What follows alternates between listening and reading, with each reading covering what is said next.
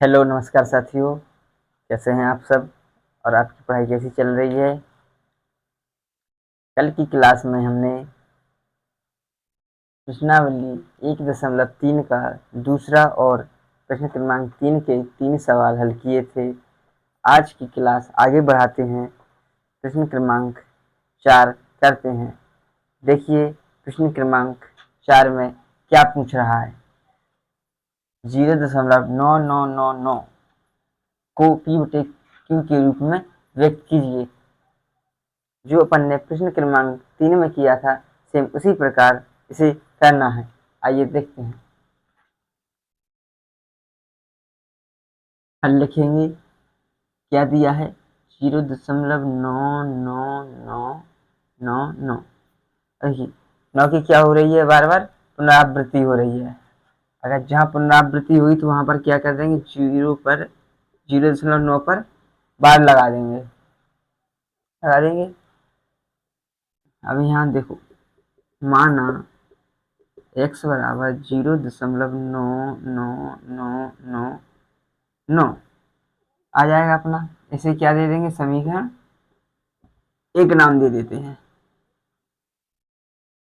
अब देखिए 9 है, एक संख्या है, एक संख्या पर बार है एक, तो दोनों पक्षों में क्या कर देंगे, दोनों पक्षों में 10 का गुणा करने पर 10 गुणा x बराबर 0.99999 गुणे 10। यहाँ 10x आ जाएगा, यहाँ पर 9.9999 आ जाएगा। इसे क्या देते हैं, समीकरण दो नाम दे देते हैं।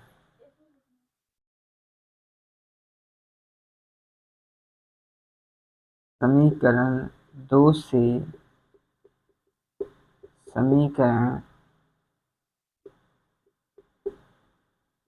1 को घटाने पर,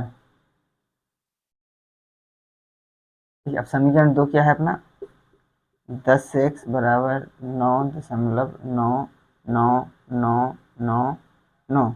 समीकरण 1 क्या है, x बराबर 0.9999। अब देखिए इनको घटाते हैं, 9 से 9 जाएगा, 0 बचेगा, 9 से 9 से जाएगा, 0.000 यहाँ पे कितने बचेंगे, 9 बराबर 10x में से एक x गया, कितने बचेंगे, 9x। 9x बराबर देखिए 9.0 के बाद 0 है, तो अपनी संख्या क्या है, सिर्फ 9 आ जाएगी। अब x बराबर 9/9 किसके रूप में व्यक्त करनी थी, P/Q के रूप में करनी थी। ठीक है, x बराबर 1 बटे में 1 लिख देंगे, तब भी P/Q के रूप में है। यही क्या हो जाएगा, अपना आंसर हो जाएगा। क्या साथियों, education by Rahul sir channel को आप अपने सभी दोस्तों के साथ शेयर करें, उनको भी इसी प्रकार कक्षा 9 और कक्षा 10 की गणित पढ़ने को कहें। साथ ही इंग्लिश सब्जेक्ट की तैयारी चैप्टर बाय चैप्टर और ग्रामर सहित कराई जाएगी। तो आप दोनों सब्जेक्ट के लिए अपने मित्रों के साथ चैनल को शेयर कीजिए और साथ ही उन्हें सब्सक्राइब करने को कहिए। विद्यार्थियों, अगला क्वेश्चन करते हैं। प्रश्न क्रमांक 5 में क्या पूछ रहा है, 1/17 के दशमलव प्रसार में अंकों की पुनरावृत्ति खंड में अंकों की अधिकतम संख्या क्या हो सकती है। अपने उत्तर की जांच करने के लिए विभाजन क्रिया कीजिए। कौन सी क्रिया करनी है, विभाजन। पहले क्या करेंगे, हल लिखेंगे। अब 1/17 को कहाँ तक ले जाना है, दशमलव प्रसार में, यानी कि क्या करना होगा, 17 से भाग देंगे 1 में। 17 का भाग 1 में देंगे, जाएगा नहीं जाएगा। उसके लिए क्या मान लेंगे, पहले यहाँ एक जीरो रखेंगे, यहाँ एक जीरो रखेंगे। अब चला जाएगा नहीं जाएगा, दशमलव लगा देंगे, एक जीरो ले लेंगे और यहाँ पर एक जीरो और आ जाएगा।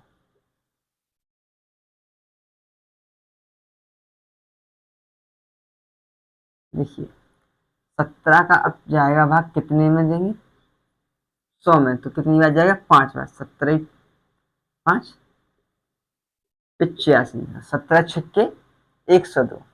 विद्यार्थियों, आपको टेबल या पहाड़े, जिसे हिंदी में पहाड़े कहते हैं और इंग्लिश में टेबल कहते हैं, तो आपको इन्हें कम से कम 40 तक याद रखने होंगे, क्योंकि बार बार जब तक आपको अच्छे से टेबल नहीं होंगे तो आपको कई जगह परेशानी आ सकती है। तो आप लोग सभी 2 से लेकर 40 तक पहाड़े याद कर लीजिए। देखिए करते हैं, 17 5 85, कितने बचेंगे, 15। अब चला जाएगा नहीं जाएगा, एक जीरो आ जाएगा क्योंकि दशमलव लगा है। अब देखिए 150, 17 अट्ठे 136 और 17 नम्मा 153, तो कितनी बार चला जाएगा, 8 बार।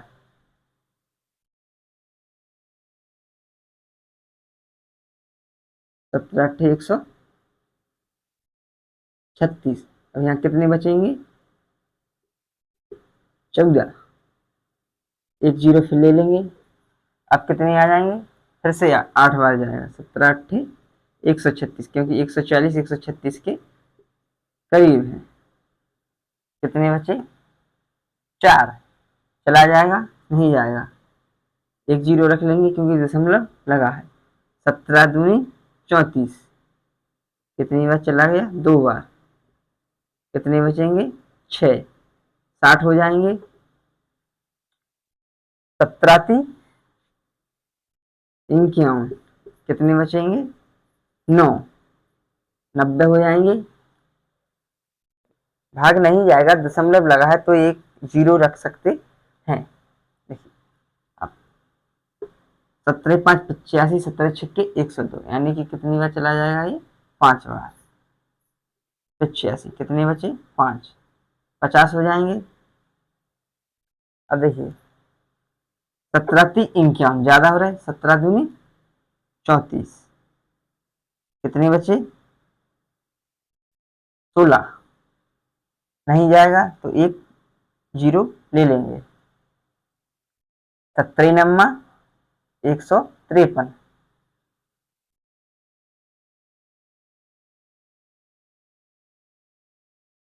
कितने बचे, 7, और एक जीरो आ जाएगा तो अपने कितने हो जाएंगे, 70। 17 चौके 68, 4 बार चला जाएगा। कितने बचेंगे यहाँ पर, 2। आइए यहाँ ले लेते हैं, अपने कितने बचने बचे थे, 2।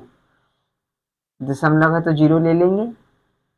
17 एकम 17, कितने बचे, 3। 30 हो जाएंगे, फिर कितनी बार जाएगा, एक बार। 17 एकम 17, क्योंकि 17 दूनी 34, 30 से ज्यादा हो जाएंगे। कितने बचेंगे यहाँ पर, 13। जीरो आ जाएगा,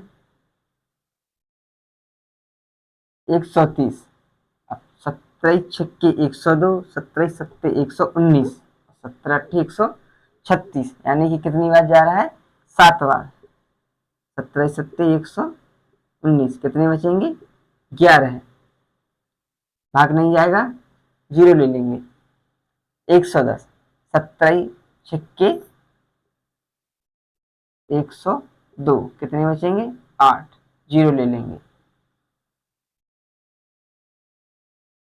17 5 85, 17 चौके 68, 85 ज़्यादा हो जाते, उससे कम 4 बार जाएगा 68। कितने बचेंगे यहाँ पर? 12। कितने हो जाएंगे? 0 ले लेंगे तो 120। अब 27 सत्ते 119। कितनी बची? 1।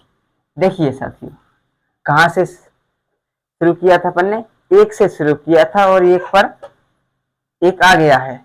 अब यहाँ से फिर से यही पुनरावृत्ति होगी। तो 1/17 के दशमलव प्रसार में अंकों की पुनरावृत्ति खंड में अंकों की अधिकतम संख्या क्या हो सकती है? देखिए अपनी अधिकतम संख्या कितनी आई है, गिनते हैं। 1 2 3 4 5 6 7 8 9 10 11 12 13 14 15 16, यानी कि 1/17 की दशमलव प्रसार संख्या अधिकतम 16 हो सकती है। 1 आ गया है, फिर से करेंगे तो यही की यही संख्या फिर से पुनरावृत्ति में चली जाएगी। तो अपना क्या है?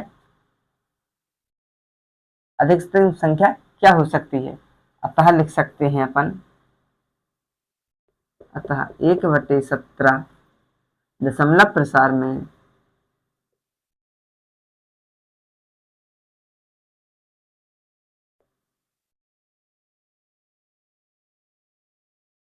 पुनरावृत्ति खंड में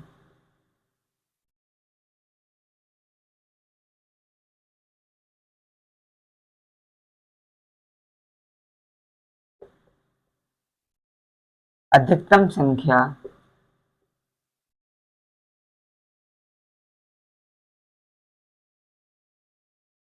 सोलह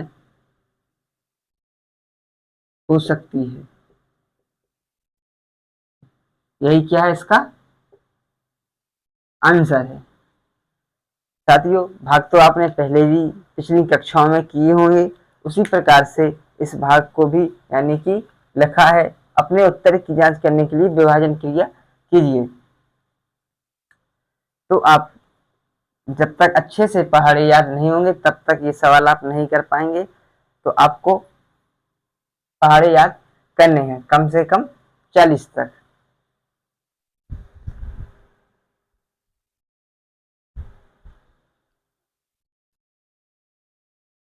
अगला क्वेश्चन करते हैं। देखिए विद्यार्थियों, अगले क्वेश्चन में क्या पूछ रहा है? प्रश्न क्रमांक 6, P/Q। पहले क्वेश्चन ध्यान से पढ़िएगा तभी आंसर आप निकाल सकते हैं, क्योंकि प्रश्न ही बड़ा है और इसे हल छोटा है, लेकिन प्रश्न को अच्छे से समझना है कि उसमें क्या पूछ रहा है। देखिए P/Q, Q बराबर 0 नहीं के रूप की परिमेय संख्या के अनेक उदाहरण लीजिए। अपने कितने उदाहरण देने हैं? अनेक। पहले क्या लिखेंगे? हल। अनेक उदाहरण लीजिए जहां P तथा Q पूर्णांक हो। देखिए जहां P तथा Q पूर्णांक हो, जिनका एक के अतिरिक्त अन्य कोई उभयनिष्ठ नहीं हो। जिनके अतिरिक्त एक के अतिरिक्त कोई भी उभयनिष्ठ नहीं होना चाहिए, और जिसका शांत दशमलव निरूपण प्रसार है। जिसका दशमलव प्रसार शांत होना चाहिए। क्या आप यह अनुमान लगा सकते हैं कि Q को कौन सा गुण अवश्य संतुष्ट करना चाहिए? क्या आप अनुमान लगा सकते हैं कि Q का कौन सा गुण अवश्य संतुष्ट करना चाहिए? देखिए P/Q परिमित संख्या के अनेक उदाहरण देने हैं। उभयनिष्ठ एक आना चाहिए और Q का दशमलव प्रसार क्या होना चाहिए? शांत होना चाहिए। तो देखिए समझते हैं यहाँ पर Q का गुणनखंड, Q का गुणनखंड 2m का रूप 5m का रूप और 2m गुणे 5m का रूप हो तो निरूपण प्रसार हो तो दशमलव प्रसार हो तो हो तो दशमलव प्रसार शांत होता है। क्यू का गुणनखंड 2m का रूप 5m का रूप या 2m गुणे 5m का रूप हो तो दशमलव प्रसार शांत होता है। तो अपने कितनी संख्याएं देनी हैं? अनेक संख्याओं के उदाहरण देने हैं कि जिनका दशमलव प्रसार शांत हो और उभयनिष्ठ एक हो। तो देखिए p बटे q के रूप में ऐसी संख्या लिखते हैं जिसका उभयनिष्ठ एक हो और q का दशमलव प्रसार शांत हो। तो पहली संख्या क्या लिखते हैं? 3/8।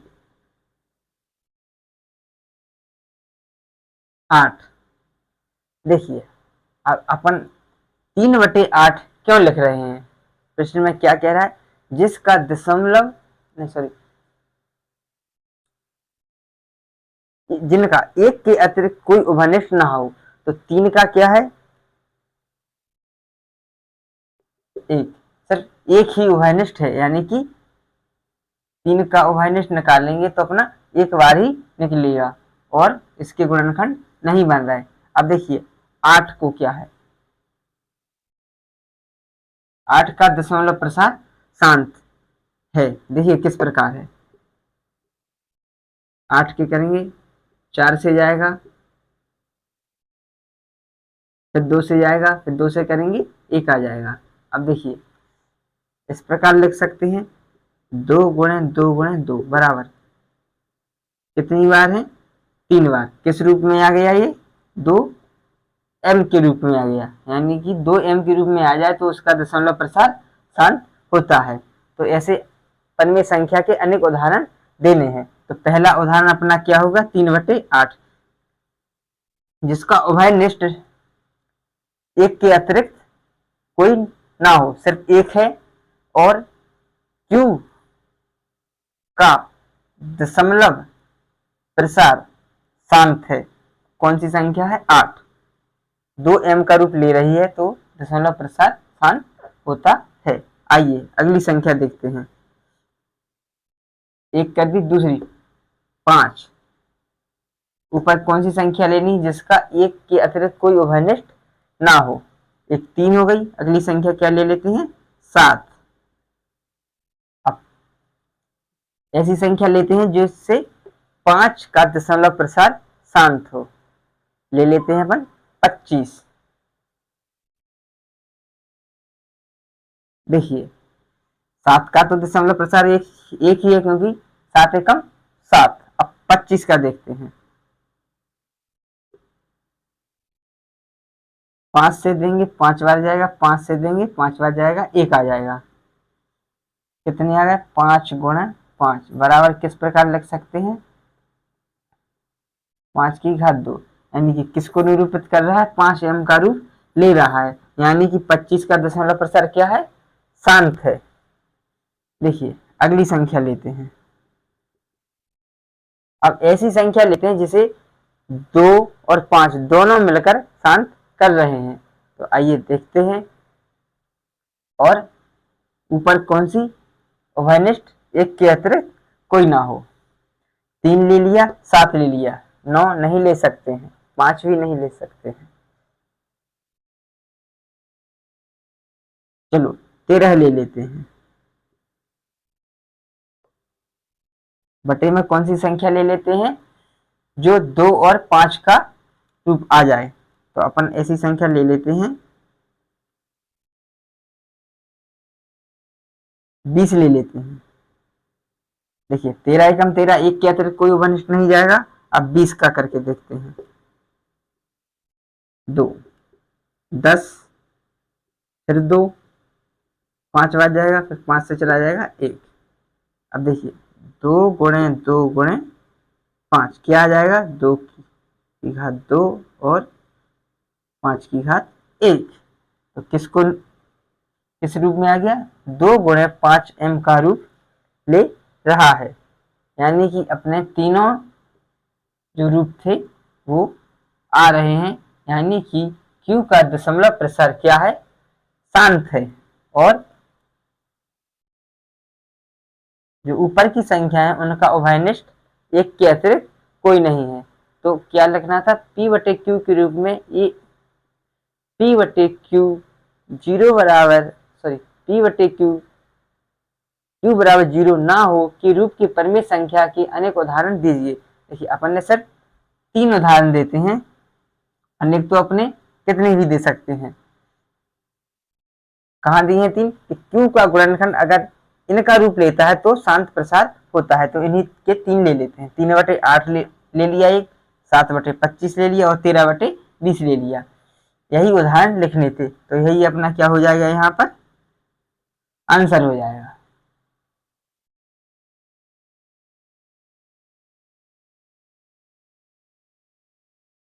अगला क्वेश्चन करते हैं। देखिए विद्यार्थियों, अगला क्वेश्चन में क्या पूछा है, प्रश्न क्रमांक 7। ऐसी 3 संख्याएं लिखिए जिनकी दशमलव प्रसार अनावसानी अनावृत्ति हो। अपने इस प्रकार की कितनी संख्याएं लिखनी है, 3। तो क्या लिख देंगे, हाँ, कुछ नहीं करना है विद्यार्थी, इसमें सिर्फ 3 संख्या लिखनी है जिनका दशमलव प्रसार शांत नहीं है, वो लिखनी है, यानी कि अनवसानी अनावृत्ति हो। देखिए पहली संख्या लिख देते हैं 0.0 100 0.0 1 0 0 0 0 0 फिर 1 0 0 0 अनंत तक चली जाएगी। दूसरी संख्या लिख देते हैं 0.20 2 0 2 0 0 2 0 0 0 2 0 0 0 अनंत तक चली जाएगी। तीसरी संख्या लिख देते हैं 0.000 3 0 0 0 0 3 0 0 0 0 3 0 0 0 0 0 ये अनंत तक चली जाएगी। कोई भी संख्या लिख दो बस जिसकी पुनरावृत्ति ना हो, ऐसी संख्या लिखनी है। आप कोई भी संख्या लिख सकते हैं, यही इसका क्या हो जाएगा, अपना आंसर हो जाएगा। साथियों आज की क्लास में इतना ही, कल अगले क्वेश्चन हल करेंगे।